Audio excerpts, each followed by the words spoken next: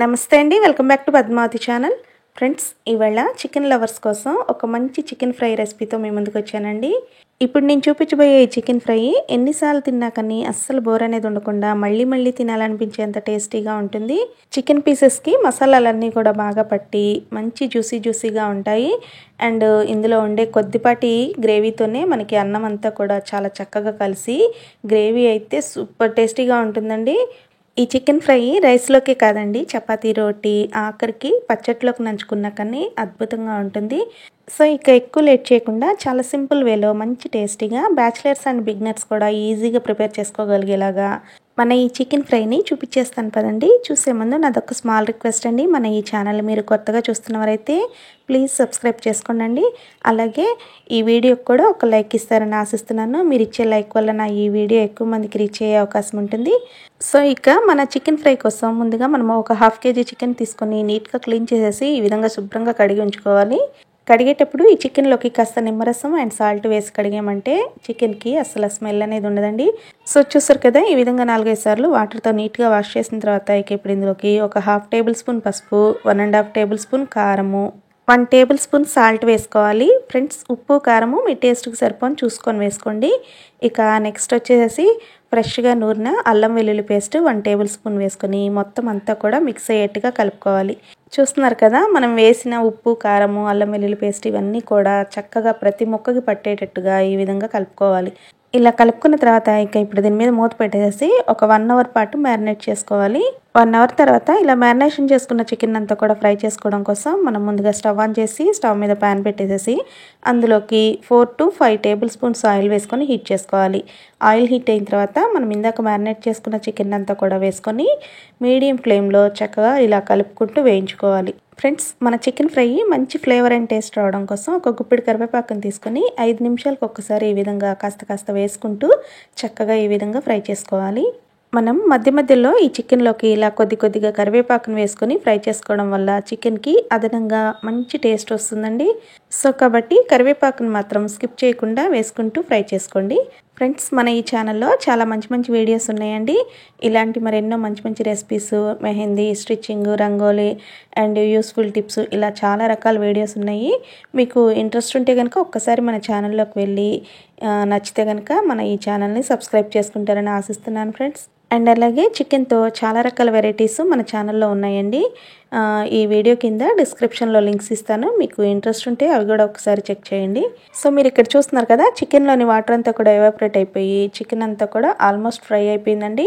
మన chicken pieces అన్నీ కూడా చాలా చక్కగా సాఫ్ట్గా ఈ విధంగా ఉడికిపోయాయి. మీకు కనుక ఈ ముక్కలు ఇంకొంచెం గట్టిగా డ్రైగా కావాలనుకుంటే కనుక ఇంకొద్దిగా సేపు వేయించుకోండి.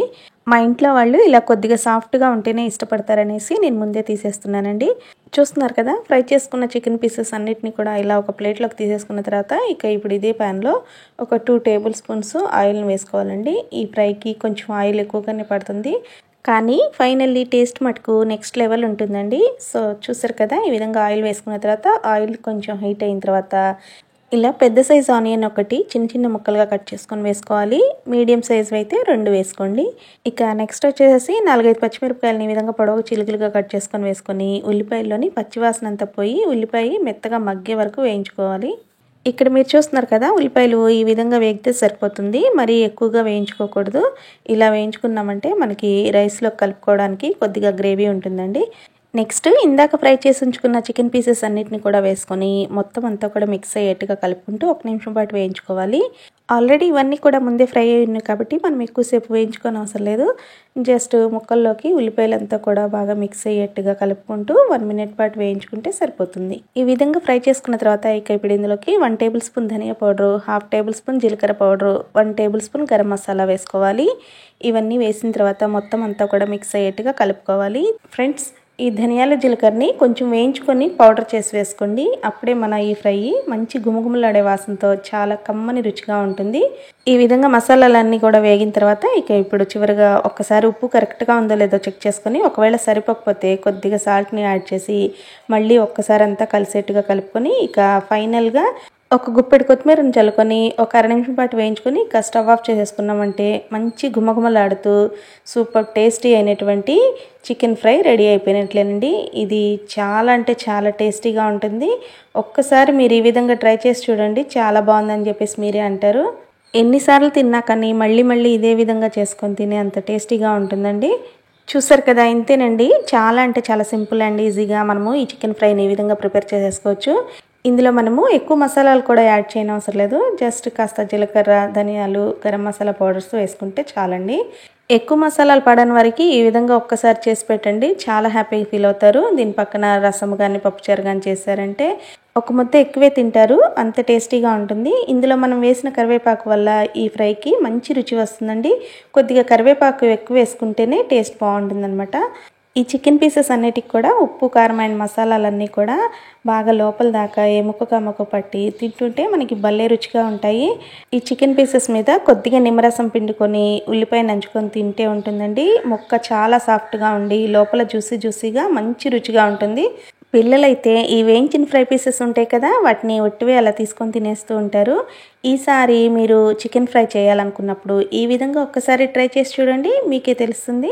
ఓకే ఫ్రెండ్స్, ఈ వీడియో నచ్చినట్లయితే ప్లీజ్ మర్చిపోకుండా ఈ వీడియోకి ఒక లైక్ ఇవ్వండి. అలాగే ఈ రెసిపీ నచ్చినట్లయితే మీ ఫ్రెండ్స్ అండ్ రిలేటివ్స్కి కూడా షేర్ చేయండి. ఇంకా అలాగే ఇలాంటి మరెన్నో మంచి మంచి రెసిపీస్ కోసం మన ఛానల్ని సబ్స్క్రైబ్ చేసుకోండి. Okay, thank you. See you next video.